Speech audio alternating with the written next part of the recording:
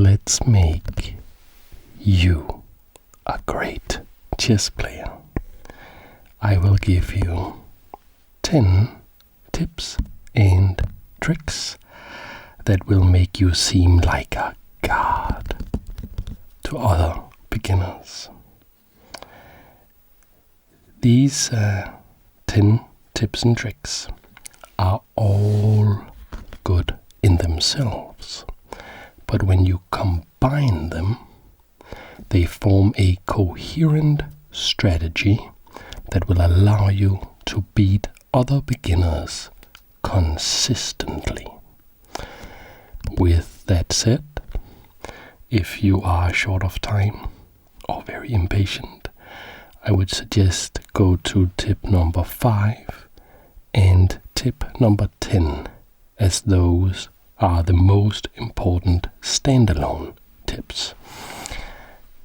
But for the rest of you who understand that chess is not an easy game to master, and who are willing to put in the time to reap that sweet award of feeling victory and feeling chess improvement, I will give you tip number 1. And tip number 1 for the chess beginner is to castle early. So what do I mean by castling? I have a whole video on this special move and all the intricacies and all the little nuances of the rule, and that video is linked in the description. But for this video, it's about why you want to castle and why particularly you want to castle early. What is it about? So let's say that you have the white pieces.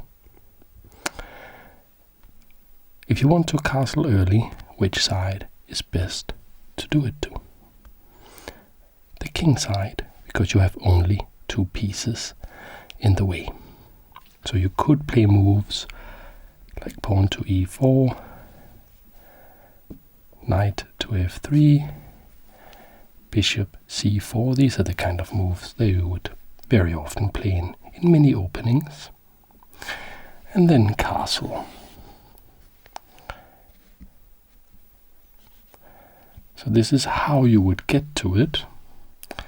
And you want to castle, maybe not necessarily on your 4th move, but before the 10th move, certainly, and I would say probably also before your 8th move. You want to get this in as early as quick as possible, particularly if you are a beginner. Why? Well, all these tips are about this coherent strategy about winning the endgame. So when you know all the tips, you will know how to get to the endgame and win in the endgame. So why is castling important?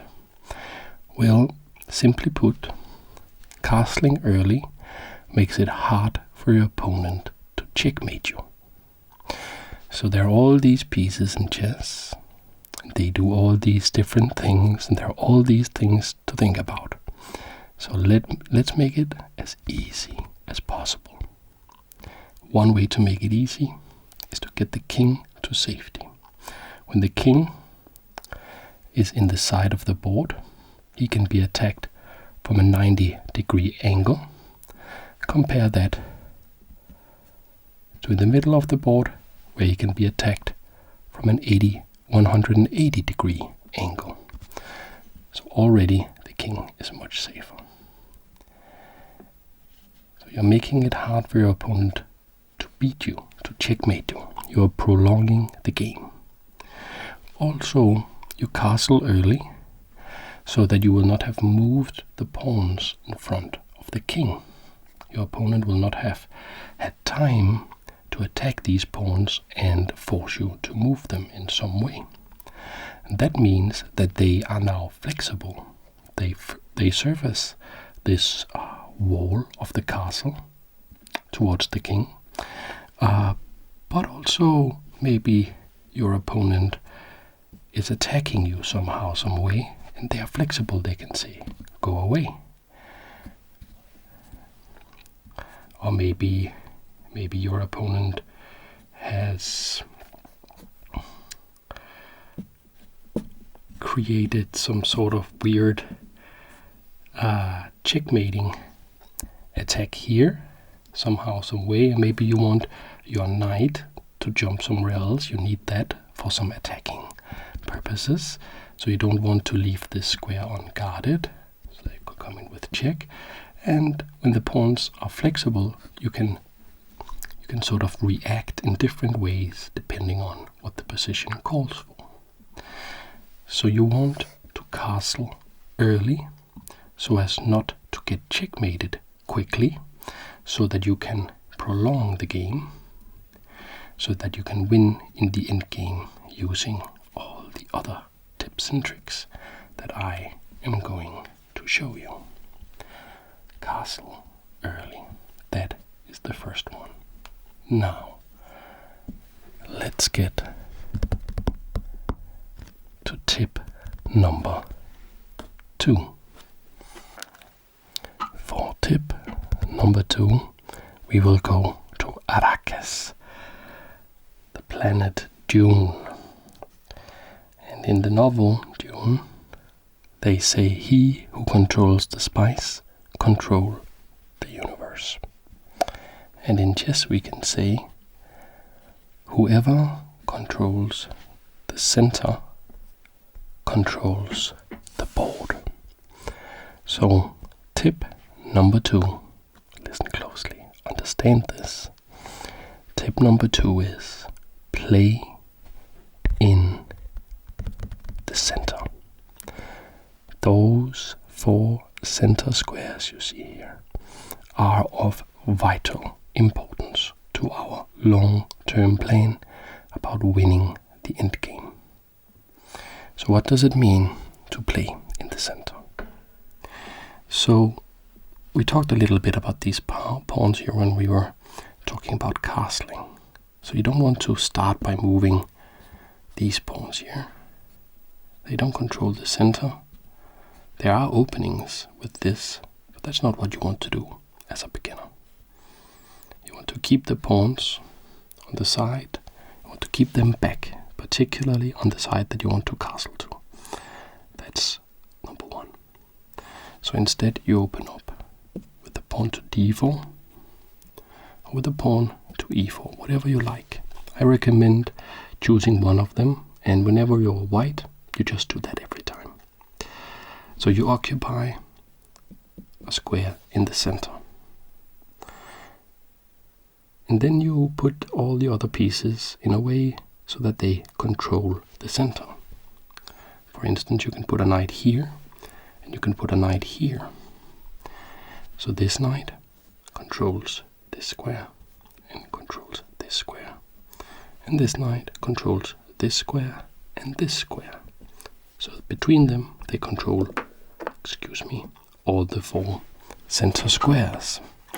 So playing in the center means that you would prefer to put the knights towards the center like this, and not towards the edge of the board like that. If you can, it would be very nice to establish the ideal pawn center with both pawns. You could do something like this, put the bishop here, and maybe you can do what is called a fianchetto, put this bishop here on the long diagonal. Now, of course you will have castled a bit earlier than this. Now, why do you want to control the center? Why? And is it realistic to get sort of an ideal setup, maybe like this? Depending on the level of your opponents, it could be realistic, or it could be very unrealistic. You notice that black has not played any moves. If black is or your opponent, maybe you're playing with black, but if your opponent is very inexperienced, they may play all sorts of moves in, maybe they do. Do you know the term rookie? A rookie meaning a beginner. These are called rooks, and the term rookie comes from beginners in chess often wanting to get the rooks out like this, which is a horrible, very slow way to get the rooks out, and it doesn't help the general effort with controlling the center. So you want to control the center, and if your opponent knows what they're doing, they will try to fight you, and they will try to control the center themselves.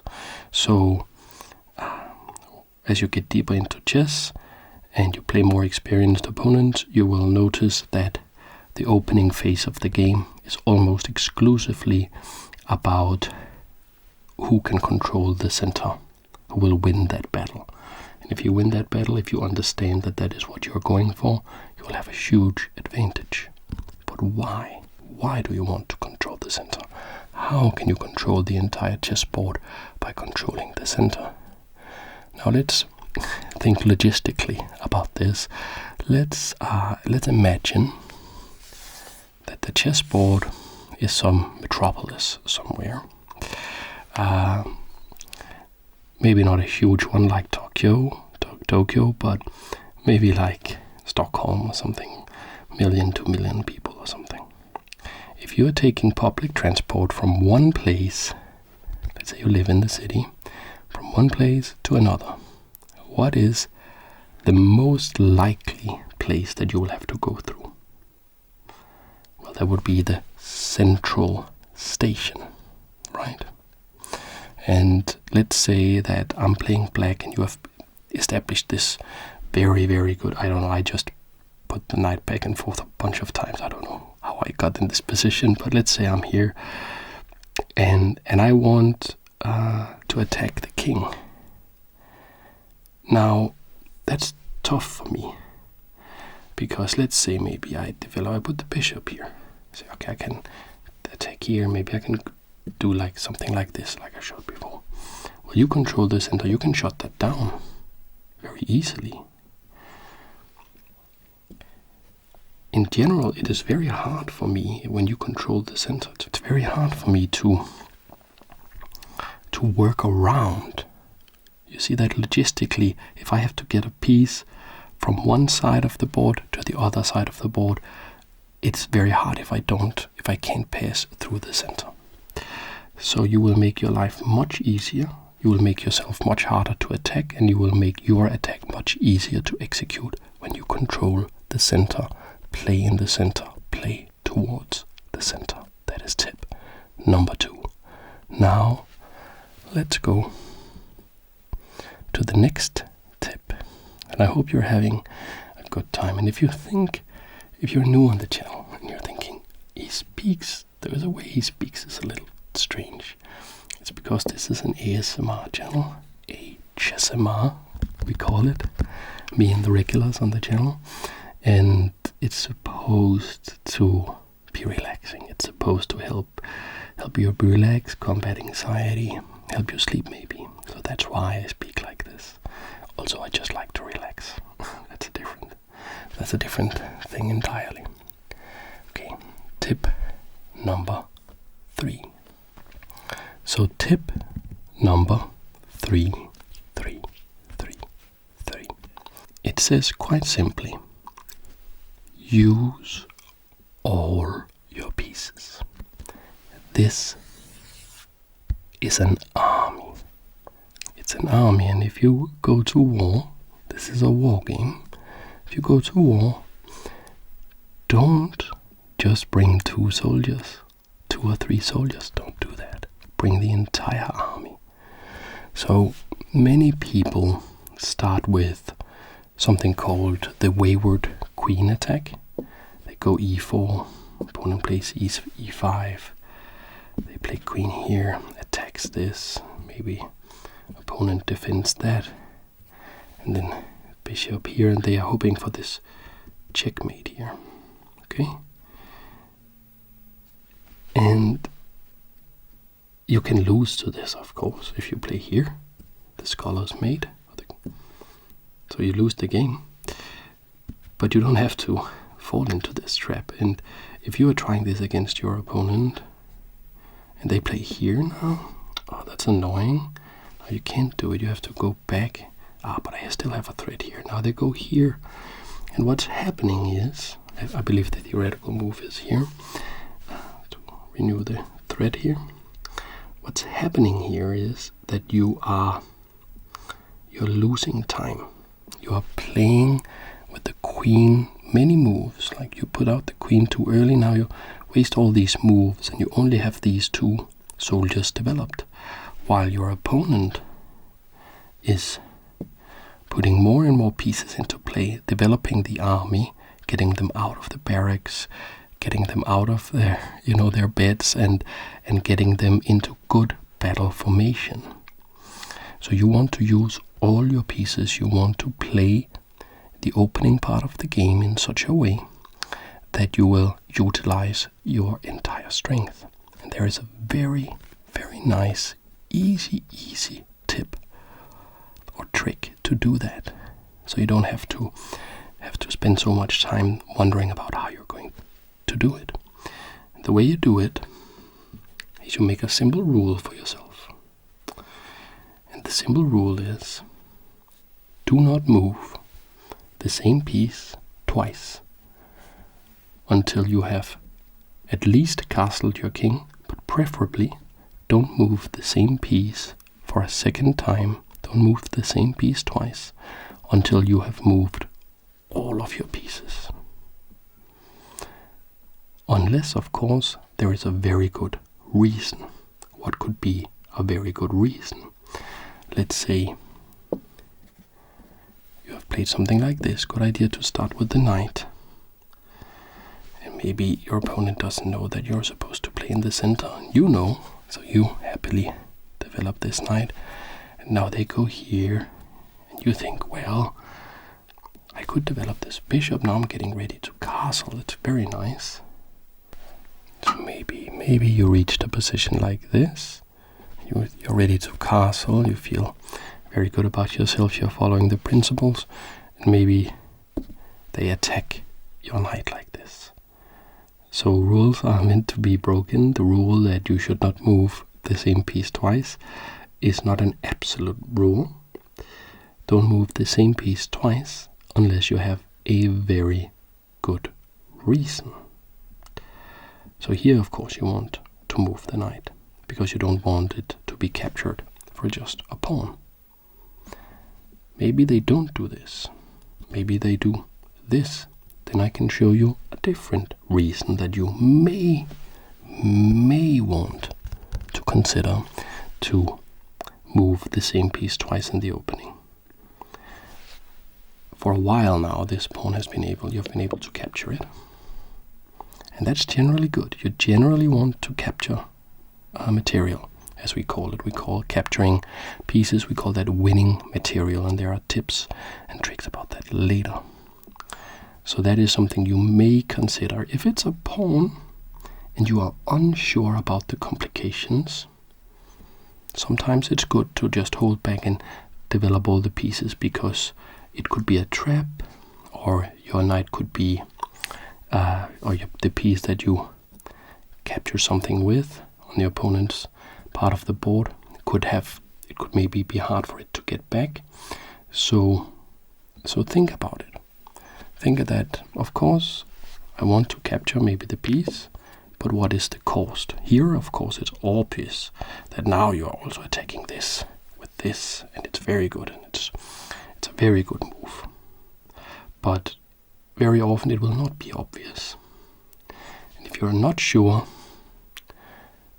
just keep developing your pieces. Developing pieces just means putting pieces into play.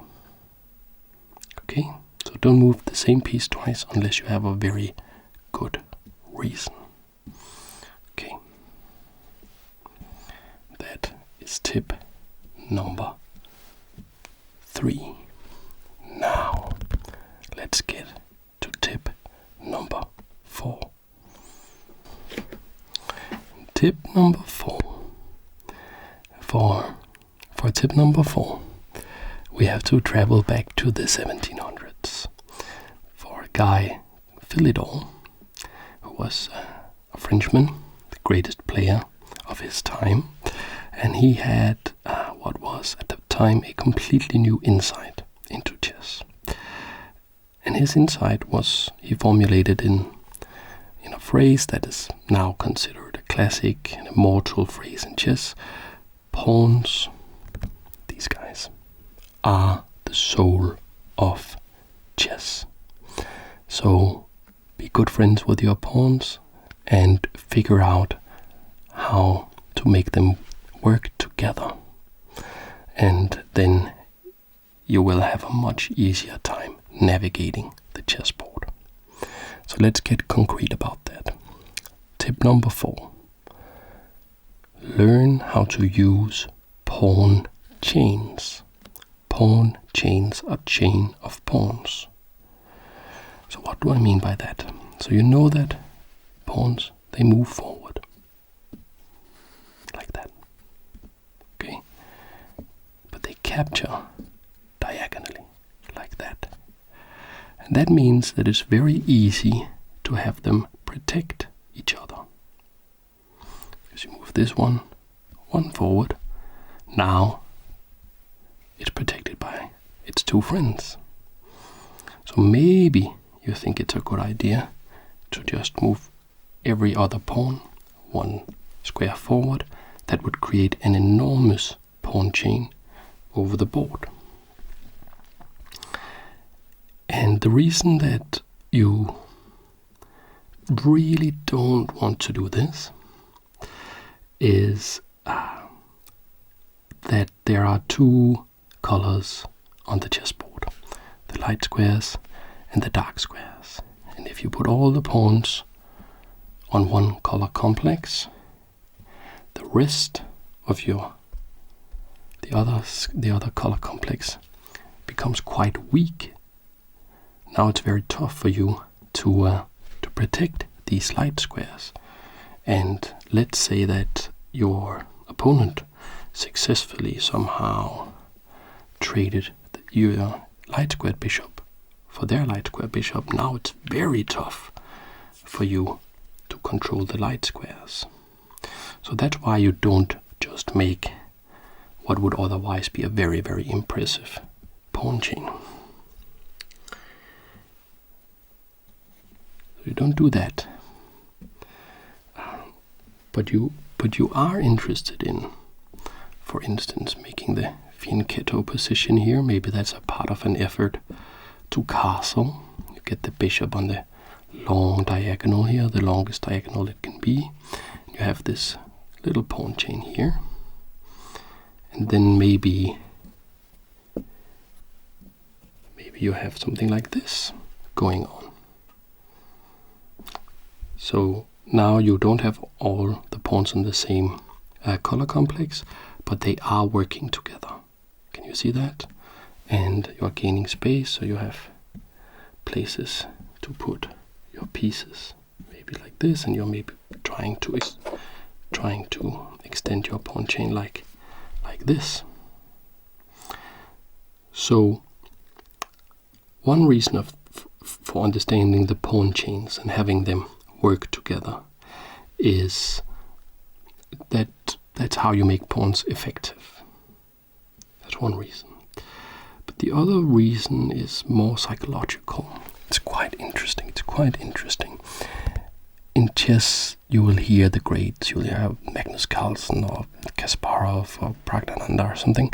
They will talk about openings. You know, the Brescian defense of the Pirc defense, or the variation with 3 knight a6. It's like they have like books and books and books in their heads of all these openings.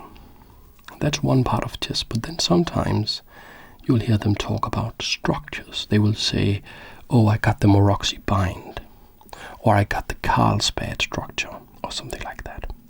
And what are they talking there now? They're not talking about opening moves. Now they're talking about pawn structures, different ways to organize the pawns. And it just so happens that in chess there are certain structures that you will see again and again and again. And if you are familiar with those, if you have built intuition around those, if you for instance know that this small part of the pawn structure here, it has a name, it's called the fianchetto, and it's nice if you have a bishop on the light squares, and it's more dangerous if you don't have a bishop to defend the light squares, because then you can get checkmated like this. Now, of course, black pieces can't just teleport in here, but this kind of checkmate is very hard if you have the bishop to defend the light squares. Maybe you understand that little subtlety.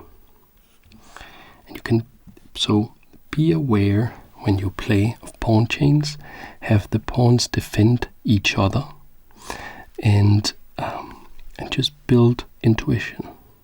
So this is one of the more subtle ones. This is one where what you are really doing is you are drawing a map. This is a battlefield, and the way the pawns are positioned,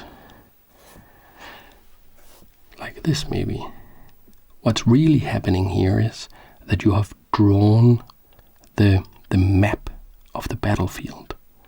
And when you get familiar with different kinds of maps, you will understand certain themes, you will understand tactics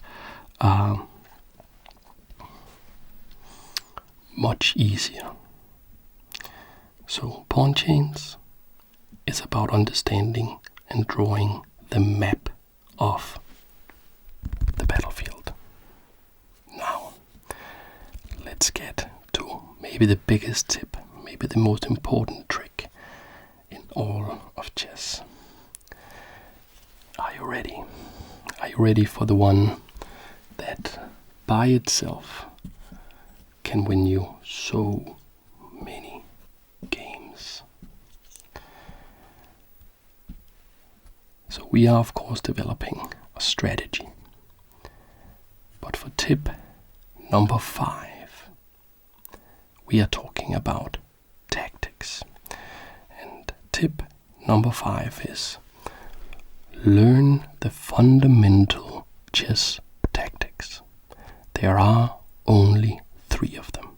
And I have a whole video where I go much more in depth with every one of them. I'm very proud of it. I have it linked in the description, of course, but I will also show them to you in this game. These are the building blocks of chess. These are the atoms of chess strategy. Chess strategy is made up of these atoms combined in different ways. So what are the 3 fundamental tactics in chess? This is one of them. It's a fork. Maybe you've heard that before. Maybe you have heard that before. A fork. But before I explain what a fork really is, in chess, let's consider a different game. I can give you sort of a microcosm for why it is that these fundamental chess tactics are so all important. Now let's limit the board to just these squares here, and let's play tic-tac-toe. Okay, so we have white versus black in tic-tac-toe. And maybe I start by going here. Maybe you go here. And I go here. You go there. And I go here. And now you have a problem, because I'm trying to connect three pieces. And I'm threatening to do it like so. I am also threatening to do it like so. The simplest game in the world. You cannot protect against both. So you go here, I will go there. You go here, I will go there. Why is Well, chess is in a way just an extremely complicated version of tic-tac-toe. How do I mean? Well, in tic-tac-toe you alternate moves. So I move, you move, I move, you move. And you win by exploiting the fact that you can make 2 threats and your opponent can only defend against 1. And that is what chess is all about. Chess is, but in particular, we have the fork. So let's think about how we can make 2 threats where we can only defend against 1 of them. Now let's say you have the white pieces here. Maybe I somehow got the rooks here. There would be some kings. This is not a realistic or even legal position. This is just to show you how it works. So the point here is that you can attack 2 of my pieces with only 1 move. And I can save 1 of them, but not the other. Or I can save the other, but not the one. So that is the fork. The fork is you make a double attack. You attack 2 pieces with 1 piece. And all your pieces can do this in different ways. Let's say you somehow have something like this position. Now the knight is very, very good at forking pieces. It can really fork all your opponent's stuff up because it's hard to block. So it can jump in and really mess with your opponent. Here it could go here, saying hello and hello to both of these rooks. And you can save 1, but not the other. Or you can save the other, but not the 1.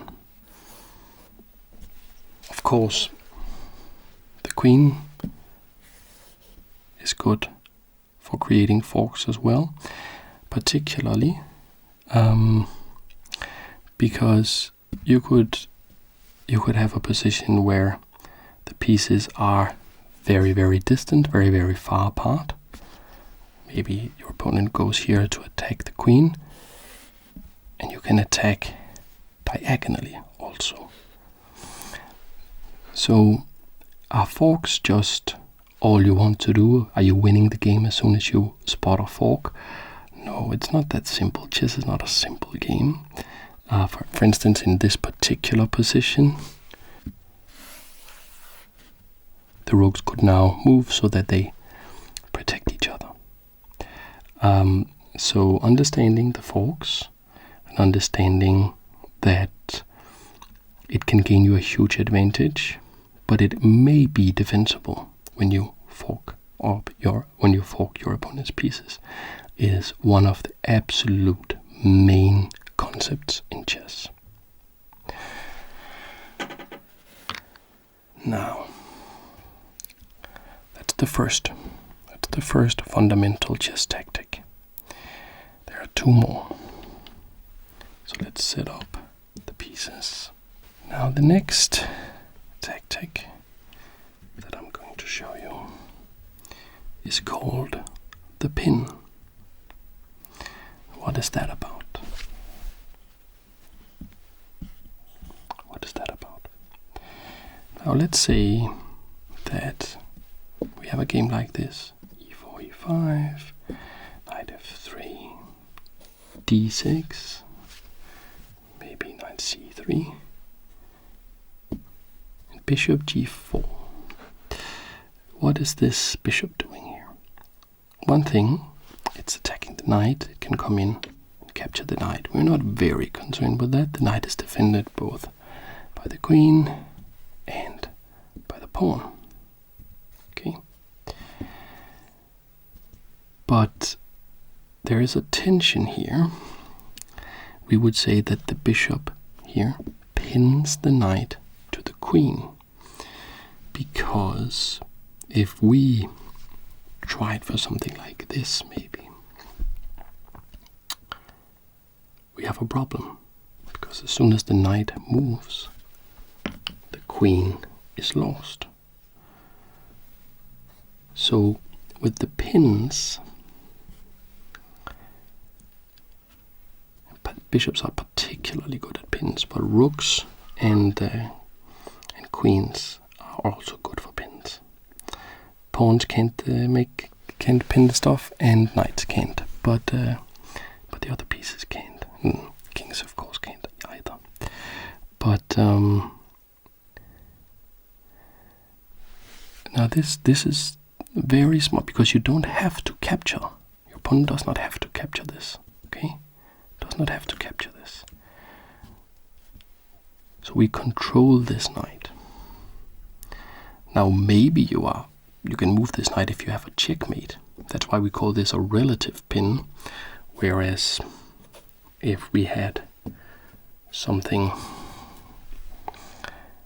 pinning a bishop, for instance, pinning this knight to the king, we would call that an absolute pin, because even if we wanted to, we cannot capture here. It's illegal. We would lose our king, and that's not legal in chess. So pins, a very good way to use the bishops. It's a way of controlling a piece and making it ineffective without capturing it. And there is a little secret extra thing. Now let's say you have the black pieces here, and you have made these pins. There is a saying that goes, attack the pinned piece. What you do is you exploit the fact that it cannot move. And if you attack it, it cannot move, and you may be able to just capture it. Can you see how that is very... Can you see how that could work out to your advantage? So you have the fork, you can attack two pieces. You have the pins, and you can pin a piece and then attack the pinned piece. And here, let me go to the last fundamental chess tactic, which is called the discovered check. Let me just teleport this bishop illegally to c4. Let's say we somehow had this position, and what we're doing is what I'm doing here is I'm trying to show you the discovered attack, and after that the discovered check. And we are actually working against this bishop here. So if it's our move, we could sacrifice this bishop on f7 for this pawn. That's check. Think pawn for bishop. I'm very happy I capture that. Okay, the king. And now we can move this knight with check. So it's a discovered attack, because we move here. That is check to the king. The king will move somewhere, and now the queen could swoop in and capture this bishop, because there is a discovered attack on. Because as soon as we move this, and when we move with a check, they don't have time to react. They don't have time to capture our queen. Does that make sense? So that is the discovered attack. And the discovered attack can work in many ways. Let's create a simplified position here.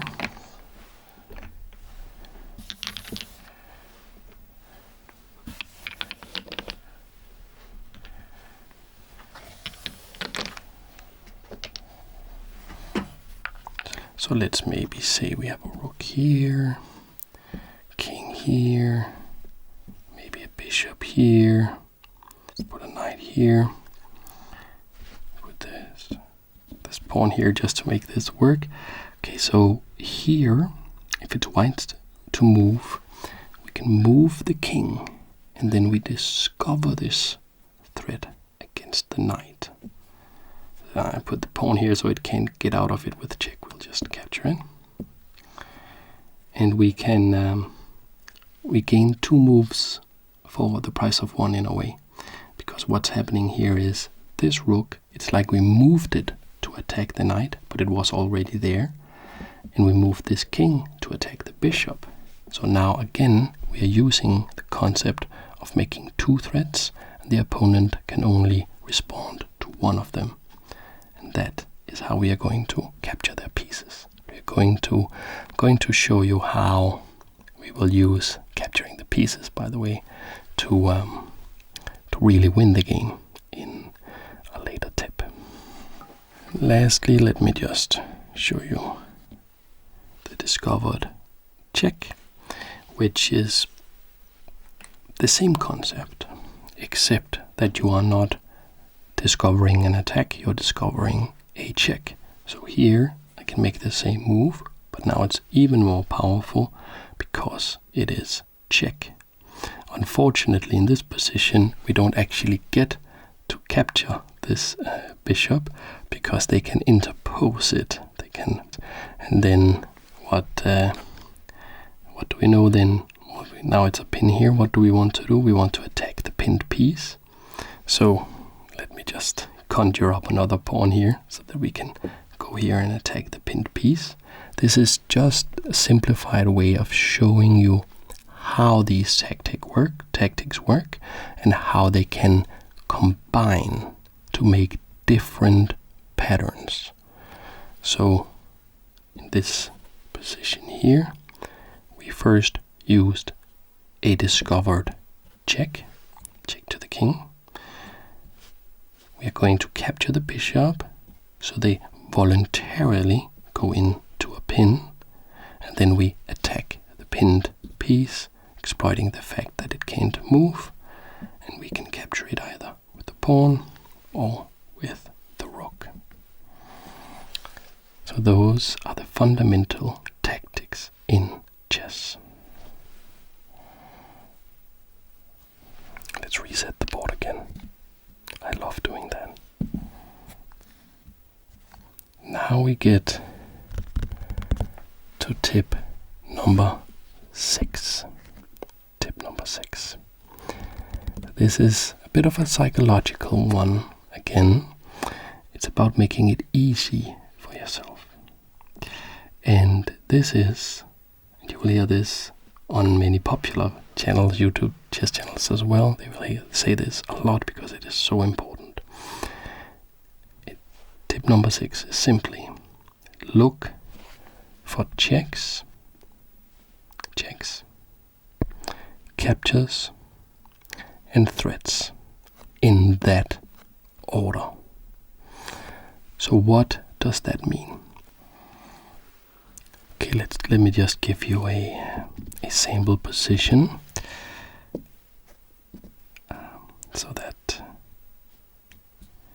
so we can understand the power of looking for checks and then captures and then threats. So this is an opening called the King's Gambit. This is one of the oldest games we have with the King's Gambit opening. It's more than 400 years old. I had a video on it a couple of weeks ago. It's just to show how it works. Check, king moves, bishop here, threatening checkmate. Let's control the center. Bishop drops back, knight attacks the queen, queen goes out of the attack. And here, let's say you find yourself in this position. Maybe you're playing the King's Gambit opening because you learned it from an ASMR chess video, maybe. And how many legal moves do we have here? How many things do we have to consider? Well, we have many moves. Let's see. 1, 2, 3, 4, 5, 6, 7, 8, 9, 10, 11, 12, 13, 14, 15, 16, like that's somewhere between 30, maybe 40 moves for white alone. And let's just say that let's say white has 30, black has 30. 30 times 30, that's 900. So just to consider every possible move you have and every possible one move reply from black, you would have to think about 900 different positions in your head. Now that is not feasible, that is not something that we want to do, particularly not if we are a beginner. So we use the trick. The trick is to look first for checks, then for captures, and then lastly for threats. Why? Because if we make a check, we drastically reduce the amount of moves we have to calculate. Let's say we look at this position, and let's say we say, okay, let me first see if I have a check. Can you find a check? Can you find a check? There is one here. Bishop takes on f7. Very, very, very thematic. And that is check. Now, we don't have to calculate that many moves now, because all these moves are no longer legal. We have to respect the check. Black has to respect the check. There are no pieces except the king that can capture the bishop. There are no pieces that can come in between because they're right next to each other. So the king can either go here, here, here, or capture the bishop. So that is 1, 2, 3, 4 moves instead of 30. So we looked at checks. We found a single check. We looked at that. So we reduced our 30 possible moves down to 1, and we reduced black's 30 possible replies down to 4. Now, we use the same idea again for black. Does black have any checks? No, there's no way to get out of check with check in this position. It can happen. Bobby Fischer did it once. It's very, very rare.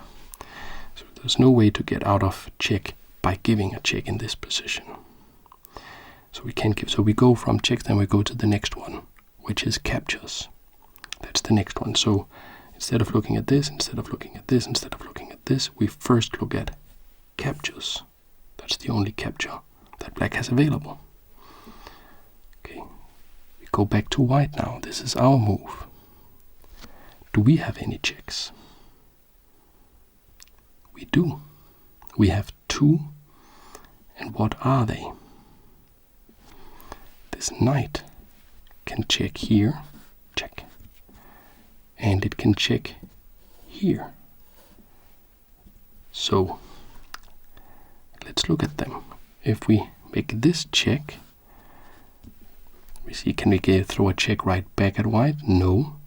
Is there a way to capture the way out of this? Yes, we can capture the knight. Okay, so we go back one move, say this probably doesn't work. How about this check? Can we check our way out of this? No. Can we capture the knight? No. Can we put something in between? No. And what does that mean? It means the king has to move. And we can calculate all the different squares, but let's just insert a sample. Let's just say here and say that we come in and capture the queen. And did you notice how relatively easy it was to calculate that whole line? And we got the queen. And we didn't have to consider 30 moves times 30 moves times 30 moves.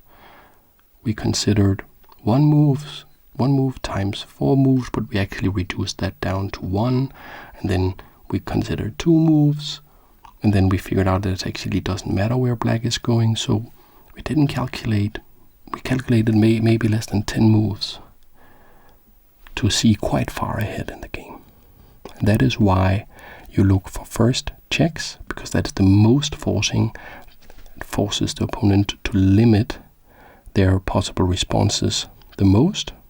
And then captures, because very often you will need to recapture to not get behind on material, as we say, to not have way fewer pieces. And lastly, we look at threads, because threads are quite forcing as well. Let's say I put this here. Now it's your go. Like, well, what would you do? Well, one thing is that you would probably have to respect that I am threatening the knight. So it's not like a check. You're not forced to move the knight. But it is very, like, you'll need a very good reason not to do it. So again, we are limiting. I am, as black here, trying to limit your possible replies. Now that doesn't mean always play the most forcing move. It doesn't mean every time you can throw a check, then throw a check. It means when you try to look at the position, that's the first thing you look for. Because the more you can narrow down the possibilities, the further you can look into the game, and maybe that is where you find the gold. In actuality, that is often where you find the gold. And now we come to the seventh trick. This one is very easy. We don't even really need the chessboard. I will keep it here. Just to show how it works. So this is a rule of thumb. A very good rule of thumb. Tip number 7 is know the value of the pieces. What does that mean? It means that for a long time we have debated how good are the different pieces. Which is best? Is it the knight or the bishop? Which is best? Of course, the real answer is that it always depends. Like, you could say obviously the queen is better than the knight, but let's say we have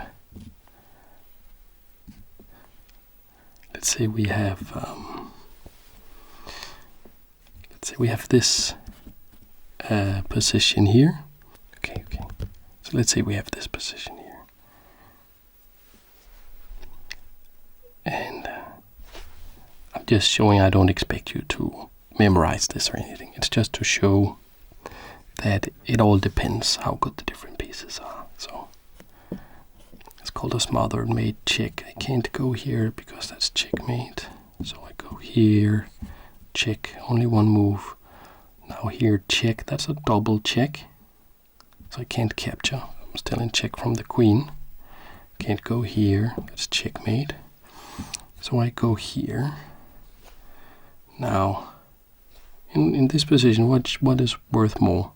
The queen or the knight? You would say that the queen is obviously much stronger. It's always the queen that's worth more. Well, no, because here, check. I can't capture with the king. Moving into check, that's illegal, so I have to capture. The only legal move is to capture with the rook. And now the knight can deliver checkmate. So in this position we had here, even though the queen is so powerful, we would rather be left with the knight than be left with the queen, because in this position the knight can end the game with checkmate. So strictly speaking, it all depends on the position. However, we have been playing chess for more than 1,000 years, and we have noticed that there are themes, there are structures that we see again and again and again and again, and that means that we have been able to approximate the value of the pieces. And you should know those, because those will give you the winning endgame that we are going for. The winning endgame that all these tips and tricks are really for. Okay. So let's start with the pawn. The pawn is the weakest piece, so we will use that as our unit of measurement. A pawn is worth a pawn. Okay? Makes sense. So we use that as our unit of measurement. Now, let's take the knight. How good is the knight if we compare it to pawns? Well, it turns out that the knight is worth approximately 3 pawns. So if you lose the knight, you want to gain at least 3 pawns back, or the equivalent. The knight is worth 3 pawns. How about the bishop? And this is one of the fascinating things about chess. Even though they are so different, there are many subtleties to which is better. It just so happens that in chess, the bishop is approximately also worth 3 pawns, despite it being very, very different from the knight. Approximately. And that means, of course, that you can give up the knight for a bishop, or you can give up the bishop for a knight without losing material, as we say. If you gave up the knight for a single pawn, you would lose material. You would lose 2 points worth of material. Okay. How about the rook? Well, we know that the rook must be stronger than the bishop. Why? Because they are very similar. The rook, let's take the bishop actually, can go as far as it wants on the diagonals. The rook can go as far as it wants in straight lines. When you can only move diagonally, you can never get off the color complex you are. This is the dark squared bishop. It will forever be on the dark squared bishop. That's half of the chessboard. This bishop can only ever have influence directly over half of the chessboard, whereas the rook must be better because it has potentially influence over the entire chessboard. By the nature of transitive relations, that means that if the rook is better than the bishop, it is also better than the knight. How much better? Well, it seems to be the consensus that the rook is worth 5 pawns. Okay, so it's a heavy piece. We call that a heavy piece, light pieces. Okay, so let's combine the rook and the queen. Let's combine the rook and the bishop into Her Majesty, the Queen. Now, the Queen must be more powerful than the rook. How powerful? Well, we believe that the Queen is worth 9 pawns. The Queen is worth 9 pawns. So that would be the equivalent of 2 knights and a bishop. Or you could do arithmetic. You could say I have a queen and a pawn. That's 9 plus 1. That's the same as 2 rooks in power. And why are these piece values so important? And what is the power, by the way, of the king? Well, in terms of trading, it doesn't have a value because you can never trade the king off because you lose the game when you lose the king. But you could say that the king has a fighting power. And the fighting power is, the consensus is it's at least 3 and it's probably less than 4. But I will talk more about this in the next tip, because you can't use the king as an attacking piece while your opponent has all their pieces, because you will get checkmated. You can use the king in the end game. So more about that later. Now, know the piece values. 1, 3, 3, 5, 9, and maybe 3, 3.5. less than 4 maybe for the king. We're going to use that for tip number 8. It's very important. Now we are really combining. In tip number 8, we're going to combine, really going to combine all the things that we have learned so that you can get the winning endgame and beat your friends, your beginner friends, with ease. As easy as breathing, maybe. As easy as relaxing. So, we put up all the pieces.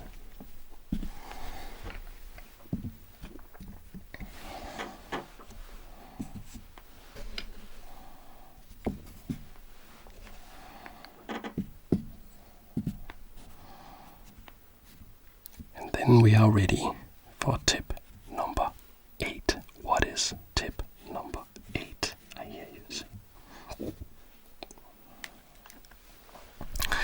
Tip number 8 is trade down when ahead in material. Trade down when ahead in material. Okay, so what is that about? You remember tip number 1, you castle your king early. Why? So you don't lose the game quickly. Why? Because you want a long game. Why? Because you want to use all of the tricks that I have taught you. And how? Okay, you control the center. You use all your pieces. Put them all into play. So they work in concert. Let's say it like this maybe. So now they are working in concert, allowing you to use the fundamental tactics. So you will make forks, you will make pins, you will make discovered checks and discovered attacks. Why? Because you are going to fight a long game, a patient game for winning material. So here is the beauty of this whole strategy that I'm teaching you. In principle, all you really need to do to win a game of chess is to win a knight. Let's say you win a knight. Or even better, if you are like the best players in the world, for them it is sometimes, actually often, enough to win a single pawn. So let's say that you have won a single pawn. Maybe you made a fork, maybe you used a pin, you won a pawn. In reality, it's not just going to be a pawn, it's going to be a rook, a bishop, a knight, or even a queen. Okay? But let's just say, for example's sake, that it's a pawn. Because you know now the value of the pieces, you are able to figure out, oh, I can give up my rook for a knight and these 2 pawns. Maybe you found some way to do that somewhere.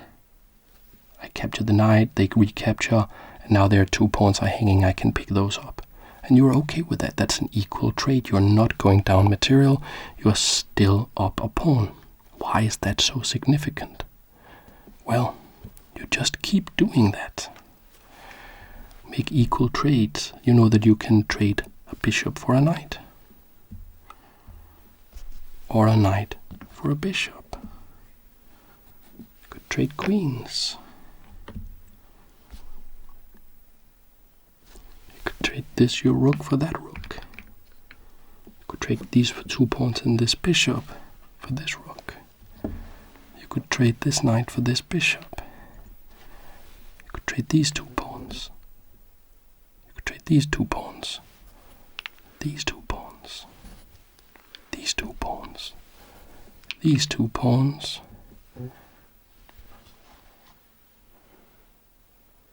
These 2 pawns. and these 2 pawns. So you have just traded equally. You found a way to prolong the game, not to get checkmated early because you castled and you controlled the center so that your pieces could work in concert, so that you could use the fundamental tactics to win material, and then you use your knowledge of the piece values to just trade down, trade down, trade down, trade down, trade down. Because now it can get quite easy to win the game. And let's therefore go to tip number 9. Tip number 9 is passed pawns must be pushed. What is a passed pawn? A passed pawn is something like this. A pawn that has no pawns in front of it and no pawns that would ever be able to capture it on its way. That's a passed pawn. Why must the passed pawn be pushed? Well, if the passed pawn reaches the back rank, you can promote it probably to a queen, because then it's easy to checkmate. Okay? So you use the value of your knowledge of the value of the pieces to trade down and trade down. And you don't have to trade all the way down to just having a pawn, because you will find that in many positions, you will end up maybe something like, you have this pawn chain here, you have your kingdom here, and you have a rook, and maybe the last thing. So let's make it a bit unbalanced. So your opponent, they have maybe, let's say we are like something like here. It's quite unbalanced position, but let's say 1, 2, 3, 4, 5, 6, plus 5, that's 11. 1, 2, 3, 4, 5, plus 3, that's 8. So you are up 3 points of material. You throw this check. You're thinking that you may be able to get a good trade. Indeed, your opponent is ignorant of the peril they actually find themselves in. They block like this, and you are very happy. You just capture. Check, they recapture. And can you see how much more powerful this rook is when we have this simplified position? And that's actually like in arithmetic, or like in simple math, you could just say actually that is just the ratio. So before you had 11 points in material and your opponent had 8. Now we simplified by subtracting 3. We got rid of the bishops. So now it's 5 versus 8. And that's a greater ratio. And that means that your pieces, the more pieces that come off the board, the more powerful your pieces become. And now it's trivial. You throw the check, they attack, pick up the pawns, and then you don't have to know how to mate with king and rook, even though that's quite simple, because you just keep on trading until they have no defense, and then you just go, like maybe you have captured this first, and then you just make a new queen, and then you just use those to checkmate. So what is the endgame strategy really? What is the strategy really? The strategy is that you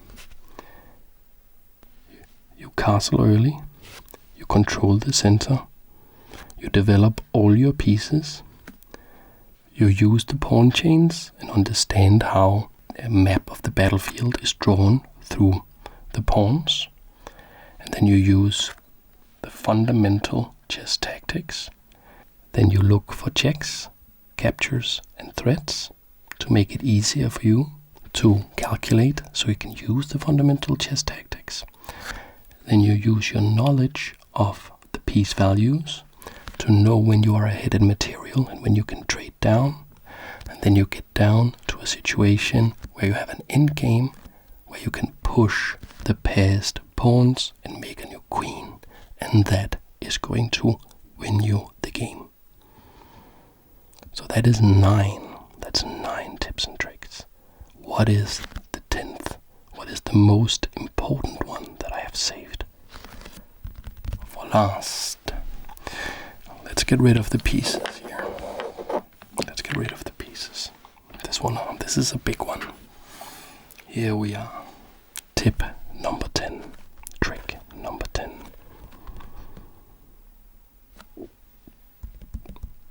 Play. Just play chess. Just play chess. Play and play. It's a hard game. And maybe you will play somebody and you will think, I have it all figured out. I learned these amazing tips and tricks. But you will maybe do it in a wrong order. Or you will calculate wrong. You will miss a check. You will blunder. And it's painful. But the pain is the brain internalizing the game. The pain is the brain internalizing the game. So what does that mean? That means that every time you make a mistake and you feel the pain, what's really happening is that you are getting better. So allow yourself, don't beat yourself up too much. Allow yourself to lose sometimes. You will get better. And in a way, a big part of playing chess is like riding a bicycle. The first time you rode a bicycle, it was probably super tough. You were a kid, you had to figure out the balance, push the pedals, look around, are there any cars, all of that stuff. And you would have to do that all with your brain because you were not used to it. If you ride a bike today, your body knows how to do all of it. You have an intuition, you have a feel, you can feel your balance, your eyes will automatically look for cars, and all of that. And you can't get there without having the experience of riding the bike. I couldn't give you 10 tips and tricks to ride a bike and then you can win the Tour de France. No. The riders in the Tour de France, they use all kinds of strategy. So it's not that you just have to let your body do all the work, but you have to let your body do all the work it can, so it can leave your brain, your consciousness and your thought process for the most important part, which is developing the strategy. And that's what I've been trying to teach you here. So number 10 is just play. Just play and play and play. That's it. Now go out, destroy your friends, your beginner friends, and just be nice about it when you beat them. Chess is a gentleman's game, gentlewoman's game, a lady's game maybe. So be nice about it when you crush them. Thanks so much for watching. I hope I will see you in the next video. I hope I caught your interest with this channel. So thank you so much.